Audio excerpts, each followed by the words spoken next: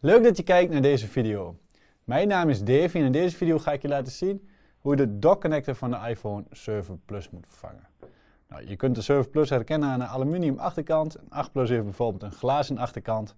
En de dock-connector wordt meestal vervangen omdat je iPhone niet meer wil opladen. Nou, het is niet alleen opladen, ook zitten er twee microfoontjes eraan voor als je gewoon aan het bellen bent. Niet handsfree aan het bellen, maar op de normale manier. De connector voor de trilmotor, de GSM-antenne, de contactpunten. Voor de luidspreker, voor het normale geluid. En dat zijn de functies van de dock. Nou, wat heb je nodig? Een schroefmat zou ik zeker aanbevelen. Dat is een lange reparatie. Een reparatiesetje, een mesje is handig, niet noodzakelijk. SIM-card injector heb je nodig, Tri-Wing. Nou, framesticker, zei ik net ook al. Nou, volgens mij heb ik genoeg verteld. We gaan beginnen met repareren. We gaan beginnen met het uitzetten van de iPhone 7 Plus. En met een pentelope schroevendraaier kunnen we de onderste twee schroeven verwijderen die naast de dock-connector zitten.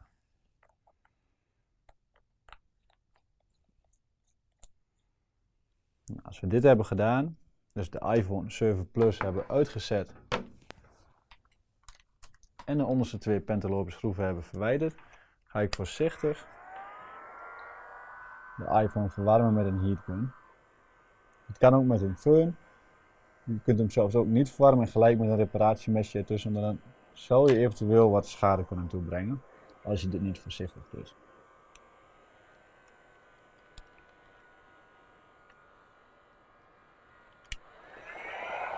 Nou, ik heb de heatgun op een hele lage stand staan. Ik kan mijn hand ook gewoon bij de iPhone houden.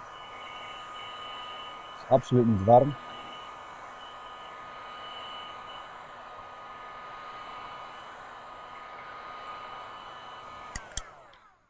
We gaan nu proberen om met een plastic opening tool en een zuignapje het schermpje voorzichtig omhoog te willen.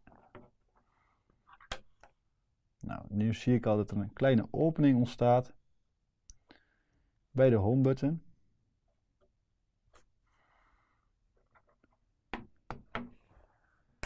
Dan zorg ik gelijk dat ik de plastic opening tool in de hoek zet, zodat ik de home button niet kan beschadigen. Als ik de iPhone 7 Plus iets verder open heb, zorg ik ook dat ik het andere hoekje omhoog kan wippen.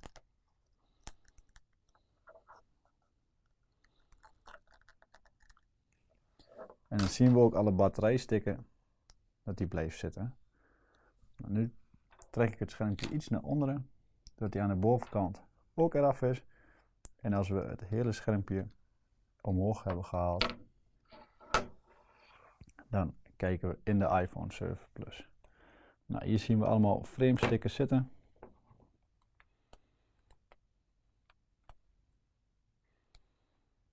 Ik haal het vast zoveel mogelijk weg. Dat scheelt straks weer werk. Nou, het eerste wat we nu gaan doen is de batterij ontkoppelen van het moederbord. Daarvoor verwijder ik deze 4 schroeven. En het is belangrijk dat je elke schroef die je in de iPhone, die je uit de iPhone haalt, op dezelfde locatie weer terugplaatst. Nou, wij gebruiken daar een magnetische schroefmat voor.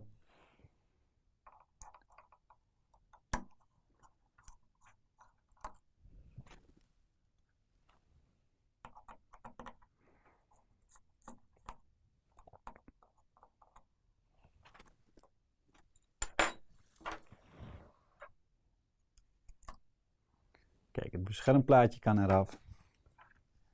Ik kan voorzichtig de batterijconnector ontkoppelen. En de voorcamerakabel gaan we nu weghalen. Hiervoor moeten we ook 3 Tri-Wing schroeven verwijderen. Nou, in de iPhone 7 Plus zitten veel Tri-Wing schroeven, maar ook normale kruiskopschroeven. Dat is schroefje nummer 3. Hier kan het beschermplaatje eraf. Trekken we voorzichtig de voorcamerakabel voor zijn plek, net als het scherm. Nou, waarom doen we dat niet met een plastic connector openen? Omdat er heel veel weerstandjes om de connectoren zit en die zou je dan in praktijk alleen maar kunnen beschadigen.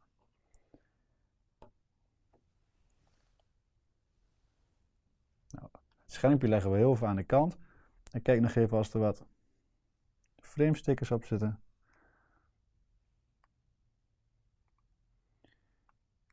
Hier zie ik nog wat zitten. Die maak ik alweer vast. Dus gewoon dat als we straks alles weer gaan terugzetten, dat ik dat niet meer hoef te doen. Nou, die is schoon.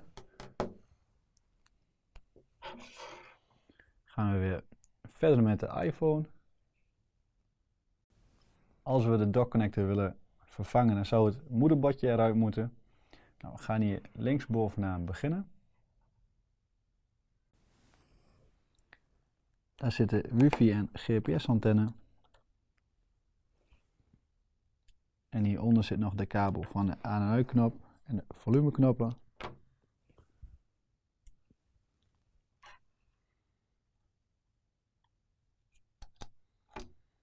Die kunnen we weghalen.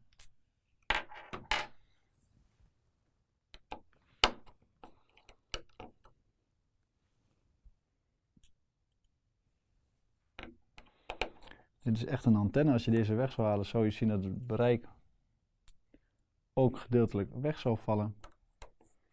De iPhone maakt altijd gebruik van diverse antennes om een stabiel wifi-signaal te creëren. En daarom is er niet echt één antenne die alleen verantwoordelijk is voor de wifi. Even tussendoor. Nou, hier in de binnenkant van het frame verwijder ik ook een schroefje. Om even wat beter te laten zien. Hier heb ik die weggehaald. Nu kan ik de linker wifi en GPS-antenne weghalen. Nou, we zien hier twee schroefjes die door het moederbord heen gaan. En hier zien we twee wat dikkere schroeven. Die worden allebei verwijderd.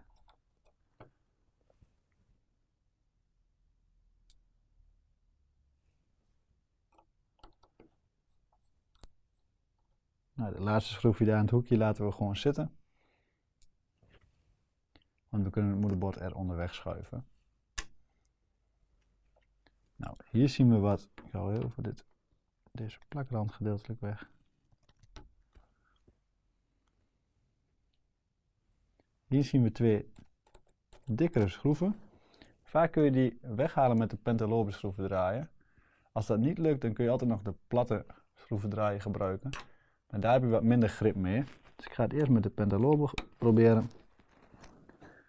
Kijk, daarmee kunnen we hem mooi verwijderen.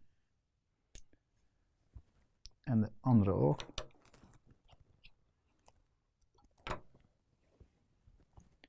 Daar zijn ze al. Nou, nu moeten we de connector nog openen. Van de aan- en uitknopkabel. En wat we hieronder nog zien is een waterschade-indicator. Die is nou wit. Als er water bij is geweest, dan wordt die rood. Zo zou Apple kunnen zien als je waterschade hebt gehad of niet.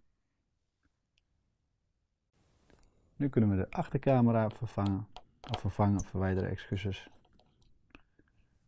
Er zit een houdertje overheen, die zit vast met twee schroeven. Hier zit weer een dikkere schroef. Ik krijg hem nou al met de kruiskop er iets uit, maar ik gebruik toch nog even de pentalobe om het iets makkelijker te maken.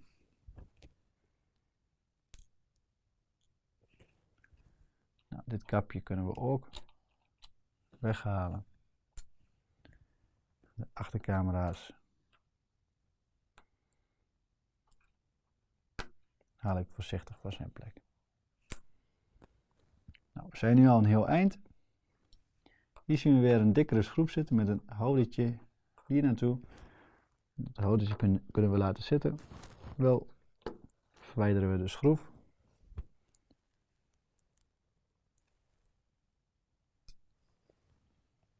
En als we dat hebben gedaan, dan halen we de connector van de bovenste antenne eraf. Nou, die bovenste antenne die loopt helemaal door naar de bovenkant. En zoals je kunt zien, zit die aan de bovenkant ook nog vast met een schroef. Ik kan hem nu niet goed zien, ik zal hem ietsjes bijdraaien. Dan zou je de schroef ook kunnen zien. Die verwijderen we ook. In theorie zou je hem kunnen laten zitten als je hem zoiets omhoog houdt. Maar even voor de makkelijkheid halen we hem eruit. Nu verwijderen we de dikke schroef die aan de bovenkant zit.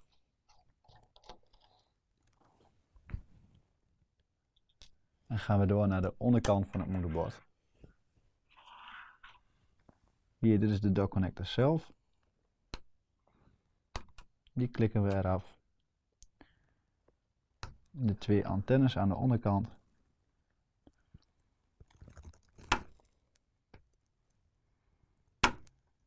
Die zitten goed vast.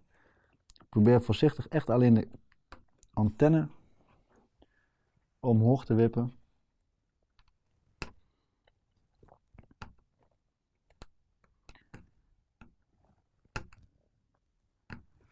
Nou, die gaan aardig moeizaam. Ik ga de iPhone even een klein stukje bijdraaien zodat ik het van deze kant kan doen. Kijk, dan komen ze alle 2 tegelijk.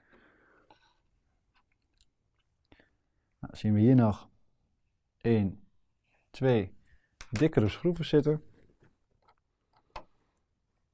Die moeten beide verwijderd worden.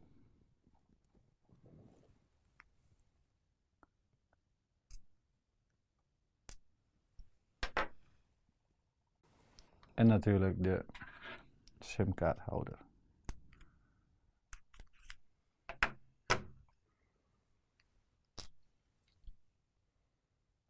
Nou, als de simkaarthouder verwijderd is, houden we de batterijconnector iets omhoog.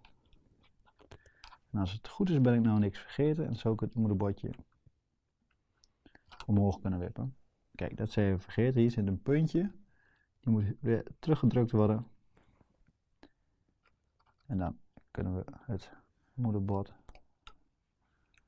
er voorzichtig uithalen. Kijk, dit is het moederbord. En nu kunnen we de dock connector ook hier zien lopen. Nou, we hebben wel redelijk wat uit de iPhone 7 Plus verwijderd. Maar we zijn er nog niet.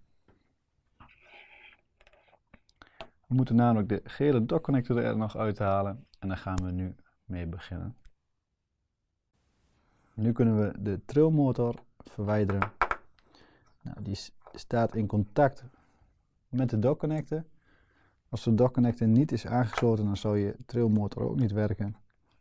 Dat komt omdat de connector van de trilmotor vastzit op de connector van de dock connector. In eerste instantie zit hij vast met deze 3 schroeven, maar deze 2 aan de onderkant voor het houdertje van de connector en het houdertje zorgt er ook voor dat de microfoon op zijn plek blijft. Die moeten er ook uit.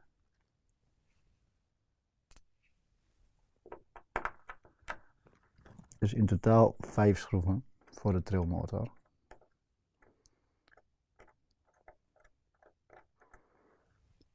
Deze gaat wat moeizamer nu.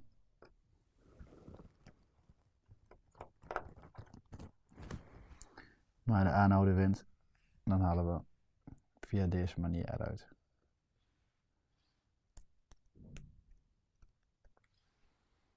Nou, het schroefje wil er nog niet uit.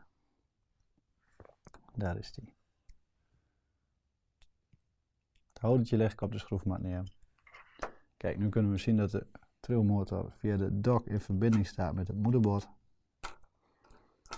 En kunnen we de trilmotor eruit halen. Nu gaan we de luidspreker verwijderen. Nou, we zien hier 2 antennes lopen. En als ik goed kijk, dan gaat de antenne die op de luidspreker begint, die loopt hier onderlangs. En die op de dock connector begint, die loopt hier bovenlangs. Dus die kruisen elkaar een klein beetje.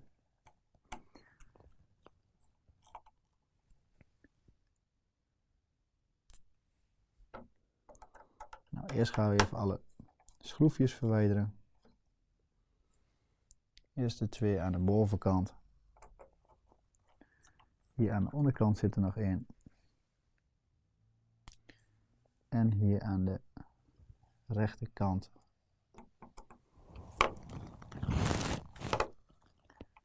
Zit er ook nog een klein beetje verstopt. Nou, die wil niet echt meewerken.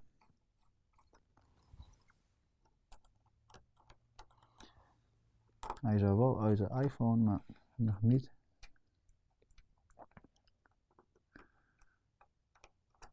Kijken als we hem...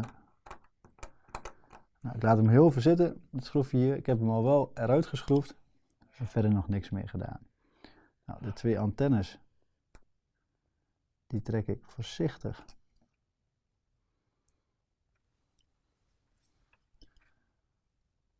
uit het houdertje.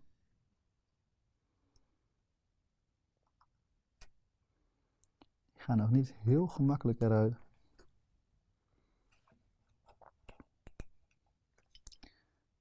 Kijk, het schroefje hier heb ik nu. Daar hoeven we daar geen rekening meer mee te houden.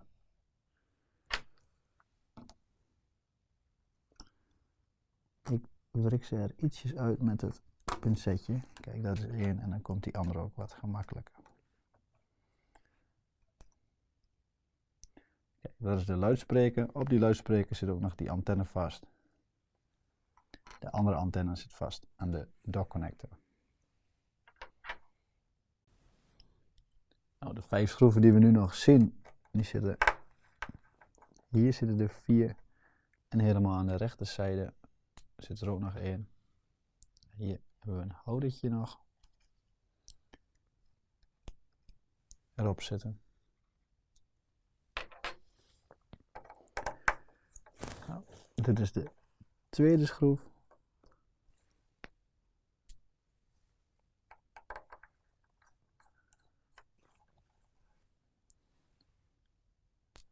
De derde.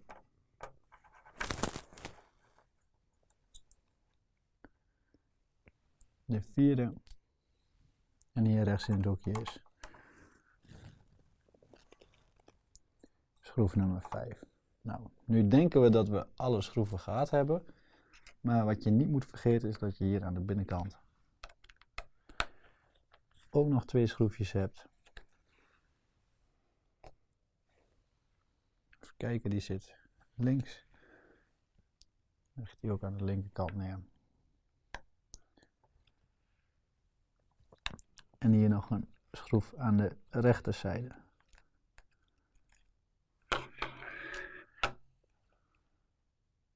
Nou, nu hebben we echt alle schroeven eruit.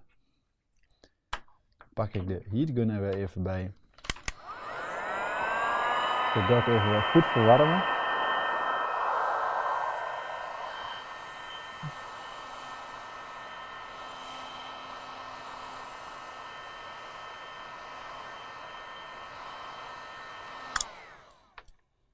Als ik dat heb gedaan, zorg ik dat de microfoontjes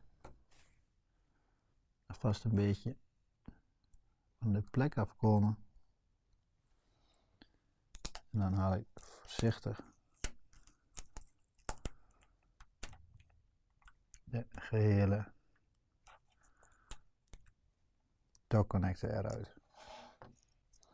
Nou, hier zien we nog wat plakketjes op de microfoon zitten. Hier zijn de plakketjes aan de iPhone blijven zitten. Nou, ik pak even de nieuwe dock connector erbij. Ik haal even de plakketjes van de microfoons af. De eerste die ik even ga overzetten is hier aan de linkerkant. Ik gebruik hier even een reparatiemesje voor. Ik dat het makkelijkst vind. Maar ik krijg hem niet in één keer er helemaal af.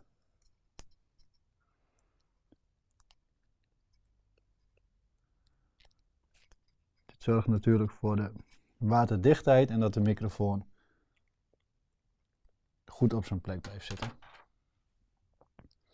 Nou, de waterdichtheid gaat niet lukken als je hem hebt gerepareerd. Tenminste, die garantie die kun je bijna niet geven. Hier zit normaal ook een wit rondje nog in. Die is volgens mij nu ook kapot. Op zich is dat niet zo heel erg. iPhone is alleen niet meer 100% waterdicht, maar hij zou nog wel heel veel water kunnen hebben. Zorg wel voor dat hier, of dat die witte ronding in zit, of dat het gat van de microfoon nog wel open is. Nou, bij deze microfoon gaan we hetzelfde doen. Heel even kijken in de iPhone waar de plakketjes zijn blijven zitten. Kijk. Daar zie ik al wat.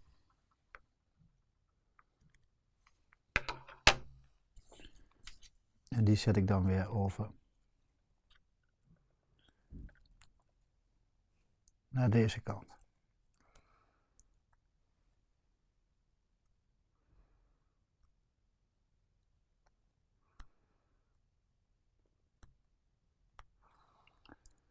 Nou, hier zie je die witte ronding. En ik plaats hem heel iets meer naar onderen, zodat de opening van de microfoon goed op de juiste locatie zit.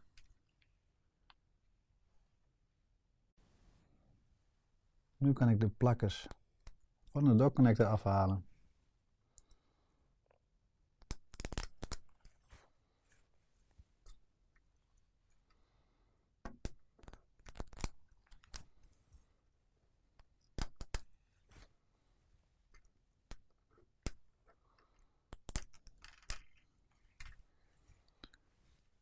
En aan deze kant ook nog. Hier zit nog een stickertje. En die laatste laat ik nog heel even zitten.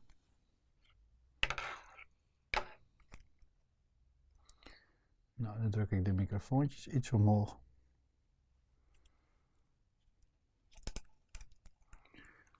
En probeer ik de dock alweer zo goed mogelijk op zijn plek te krijgen. Nou, die laatste sticker haal ik er nu ook af. Ik zie hier links onderin. Ben ik nog een stickertje vergeten. Dit is altijd wel even een lastig gedeelte. Je ziet nu ook dat hij daar nog niet overheen komt. De microfoontjes zitten nog niet goed op zijn plek. Ze kunnen vaak ook maar op één manier erin. Vaak passen ze precies in het houdertje.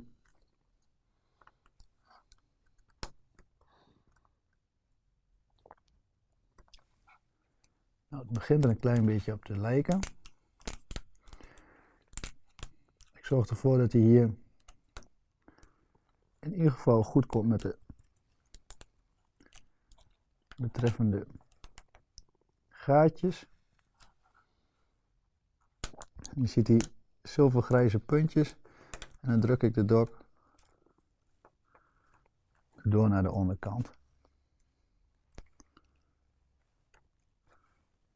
De microfoon goed op de plek, hier goed onder het gaasje, dat hij er echt onder zit.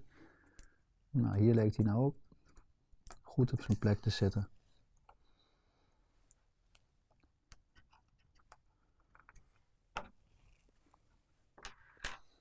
Nou, die zit weer op zijn plek.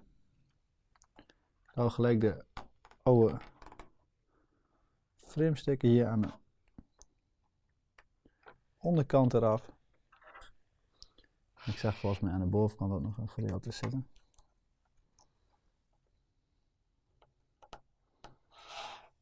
Kijk.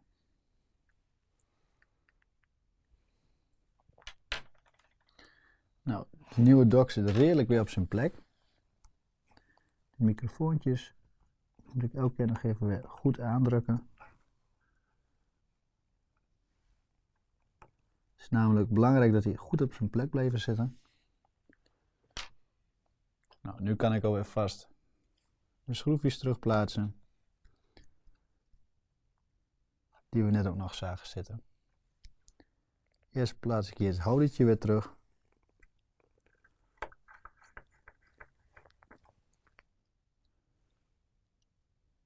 En de 5 schroefjes die zichtbaar waren in totaal.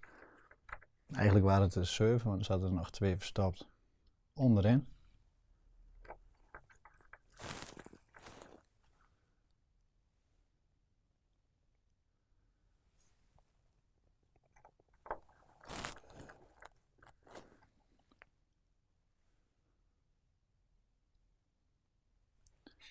Die plaatsen we gelijk maar even terug.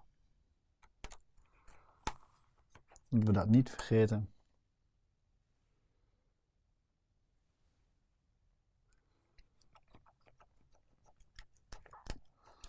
Dan hebben we weer een klein beetje houvast gecreëerd. Nou, het schroefje helemaal aan de rechterzijde. Die kan ook weer teruggeplaatst worden. Nou, hier de antenne. Nou, de oude dock, die heeft hier nog een sticker op zitten. Die zet ik altijd even over. Als het moeizaam gaat kun je hem ook ietsjes verwarmen. Dan kun je hem vaak wat makkelijker eraf halen. Die plaats ik op de connector. Dat is de antenne, die heeft ook een heel klein stickertje erop zitten. Met het mesje kun je die altijd heel makkelijk verwijderen. Maar er zijn meerdere tools die je kunt gebruiken.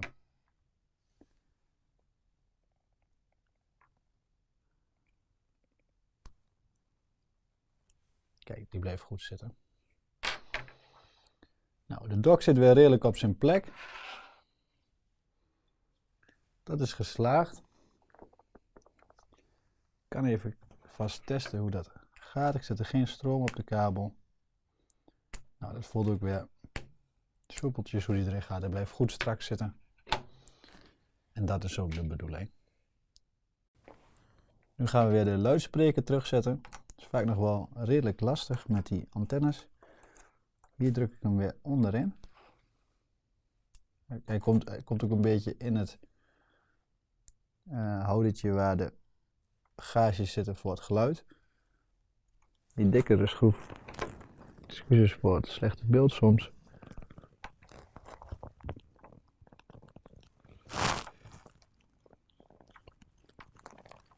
De dikkere schroef komt hier op zijn plek.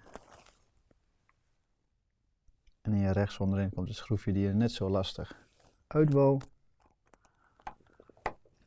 Die is ook wat langer dan die wat rechtsonder. Deze is een korte schroef. Als je ze per ongeluk door elkaar hebt gehaald, dan kun je dat zo nog weer terugvinden.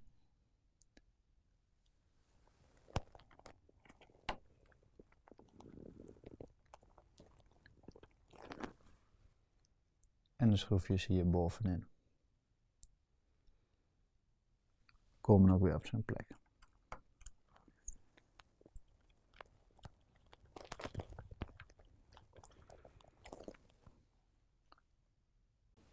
De twee antennes ga ik weer op zijn plek zetten.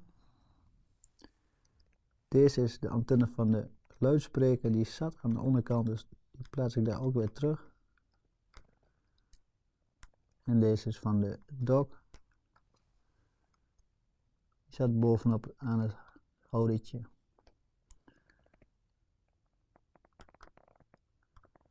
Dus die wil ik daar ook weer vastzetten. Kijk, ze zitten er weer netjes in. Dan kunnen ze weer straks op het moederbord geklikt worden. Dan ga ik de trilmotor terugplaatsen.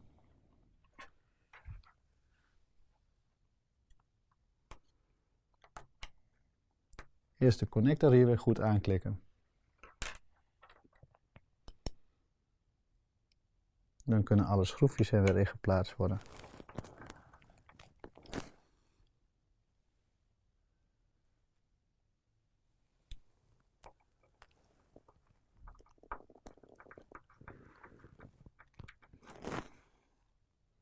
Natuurlijk straks het houdertje hier weer, die de microfoon ook tegen zijn plek houdt. En hier doet de luidspreker dat.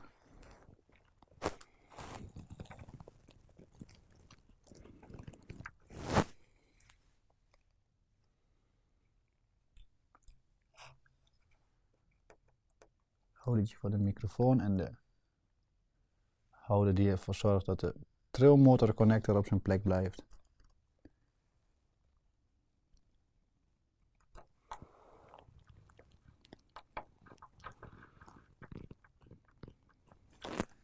zet ik weer vast met 2 schroefjes.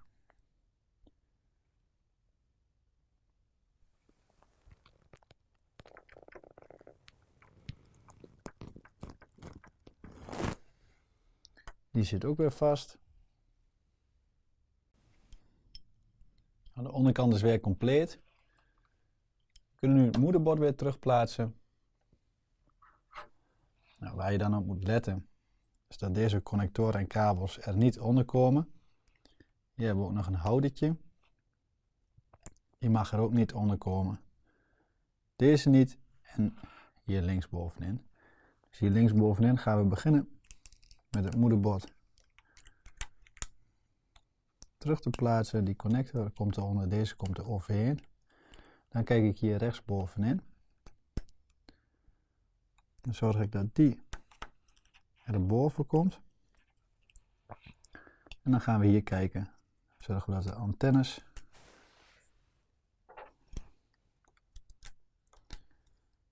de dockconnector en de batterijconnector goed op zijn plek komen. En dan geven we een check. Die is goed, die is goed. Die, dock, batterij, antenne zitten goed.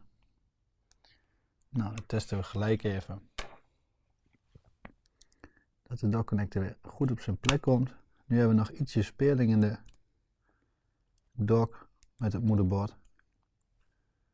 Kunnen we hem goed op zijn plek drukken. Batterijconnector klik ik nog niet vast.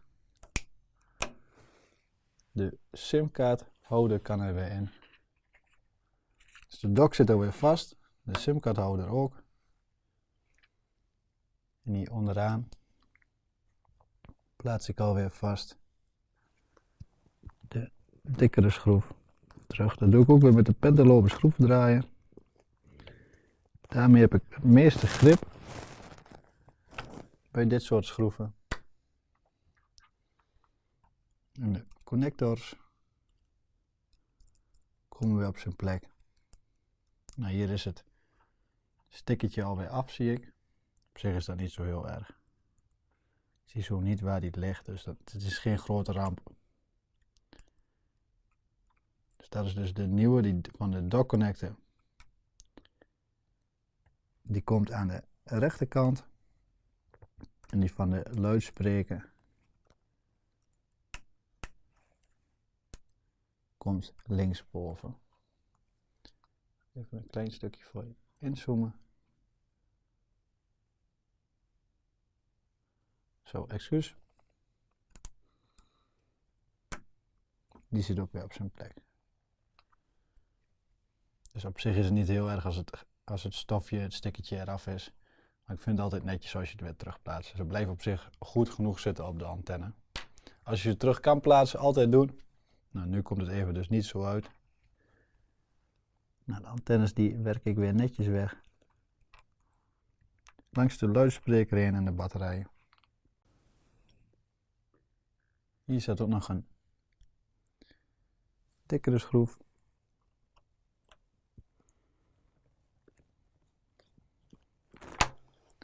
Dan gaan we nog verder omhoog. Komen we bij de achtercamera.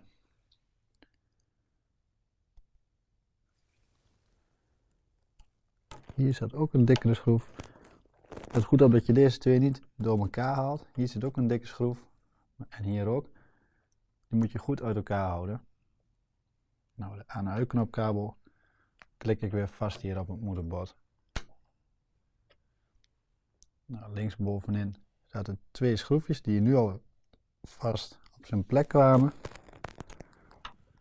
Dat is deze. En het schroefje daarnaast. Wissel de schroefjes niet zodat je alles goed op de mat legt of uittekent.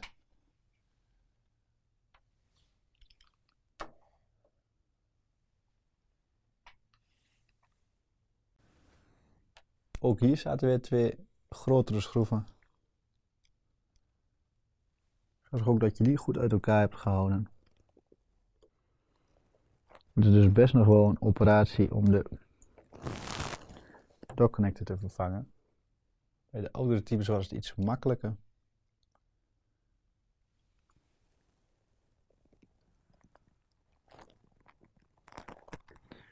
Dit is ook wel goed te doen, maar het kost iets meer tijd.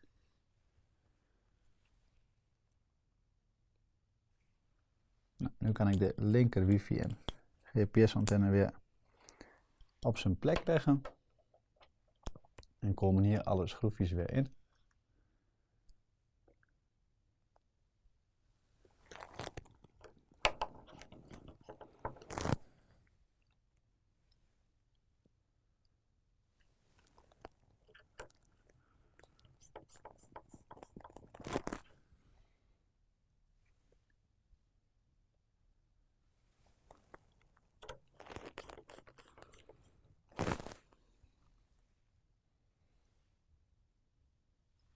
Ook hier bovenin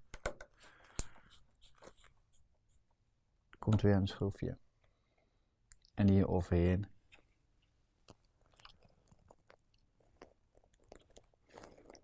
komt het houdertje weer.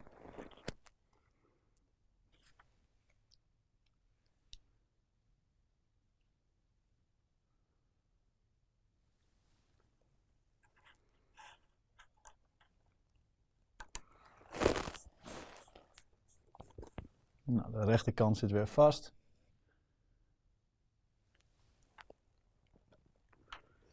Nu de linkerkant weer. En nou zit linksbovenin ook weer redelijk op zijn plek. Nou ja, redelijk. Het zit gewoon weer op zijn plek zoals het hoort. Nou, hier staat ook nog een bovenste antenne. Eerst plaats ik de dikke schroef terug.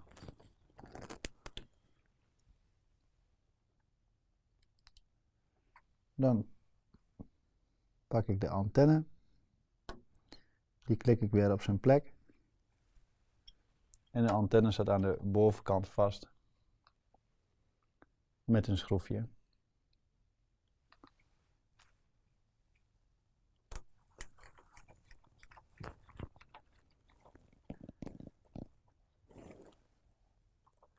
Zo heel iets losser zodat hij er weer recht in komt. Kijk. Dat zit allemaal weer netjes. Dan komen de achtercamera's. iPhone 7 Plus heeft 2 achtercamera's. En daar overheen komt weer een houdertje. Van bij de iPhone 7 Plus mag je het bijna wel een houder noemen. Nou, linksbovenin kwam het kleinere schroefje.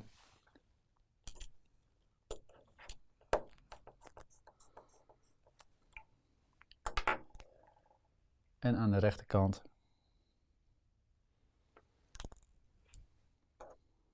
kijk, die is minder magnetisch. Waarschijnlijk komt het omdat de kompas daar in de buurt zit. Ik leg hem even weer op zijn plek.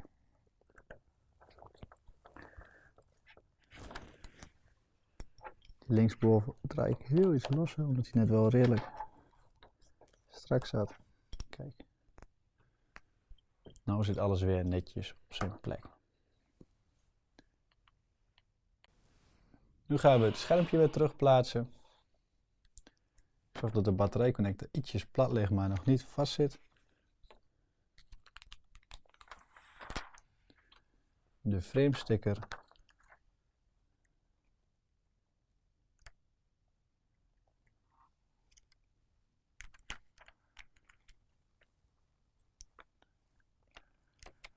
Plaats ik weer netjes op zijn plek. Ik ga hem nu overal even goed aandrukken.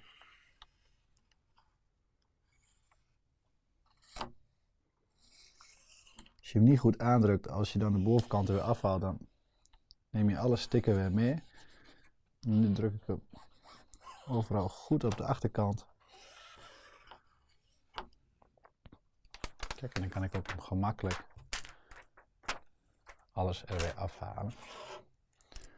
Nou, nu maak ik de voorcamera kabel weer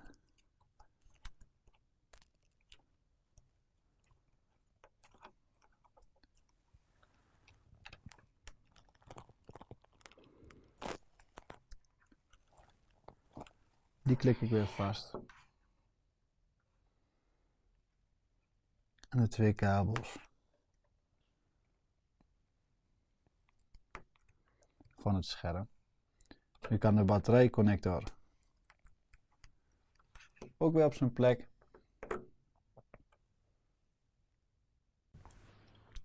Nu plaatsen we de 2 pentelopen schroeven weer terug. Hier maakt het niet zoveel uit als je nou links of rechts weer terugplaatst. Deze zijn exact hetzelfde.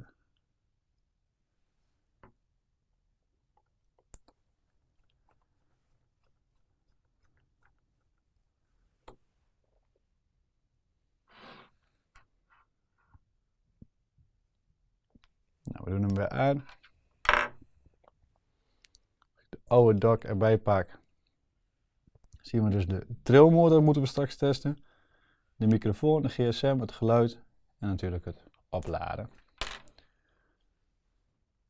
Nou, de trillfunctie, die doet het. Ik denk dat je dat haast niet kan horen.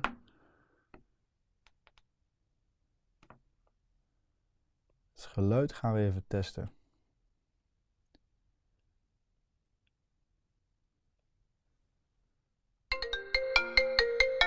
Nou, dat werkt goed. Ik pak even een lightning kabel erbij.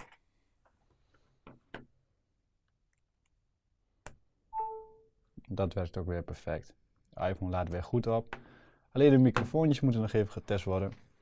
Dat is wat lastig om te laten zien op beeld. En de GSM-antenne, die zou je even zelf handmatig moeten testen. Nou, de reparatie is voltooid. Vergeet dus nog niet even je microfoon te testen en doe er even een simkaart in en kijk even als je gsm-bereik goed is. Het is hier ondertussen een behoorlijke chaos geworden, die ga ik zo even opruimen. Ik zou het enorm waarderen als je even een likeje wil geven op de video.